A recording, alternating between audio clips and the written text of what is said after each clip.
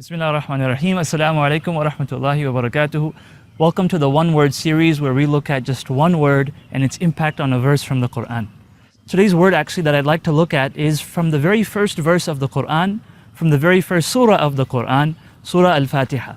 So in Surah Al-Fatiha, Allah says, Alhamdulillahi Rabbil Alameen. And so the word I'd like to look at today is the word Rabb. Alhamdulillahi Rabbil Alameen. All praises are due to Allah, Master of all creation.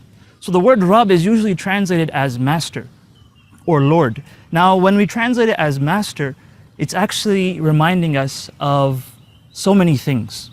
Because in this life we have many different types of relationships.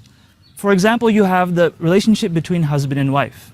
So a husband has certain obligations towards his wife and he has certain rights due to him. A wife also has certain obligations and certain rights. The father and son. So the father has certain rights over his son and he has certain obligations to his son. Similarly, the son also has those rights and obligations. Now when it comes to the master, the opposite of the master is the slave. And the master and slave relationship is different from all the other relationships that we have. The master has all of the rights but none of the obligations. Whereas the slave has all of the obligations but none of the rights. Now you might be thinking, well, that doesn't seem very fair. Well, in actuality, when we enslave ourselves to Allah, when we enslave ourselves to the Master of all of creation, when we enslave ourselves to the Creator of the heavens and the earth, then we're actually giving ourselves freedom in a way. Because we're not enslaving ourselves to any one human being.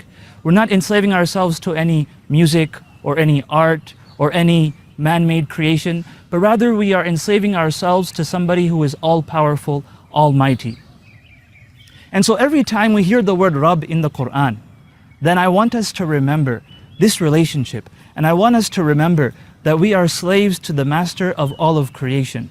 Because the word Rabb doesn't just occur in the Quran a few times, but it occurs many times. So every time you hear the word Rabb, remember this idea and remember your relationship with Allah. So I ask Allah that He helps us to appreciate this relationship of master and slave.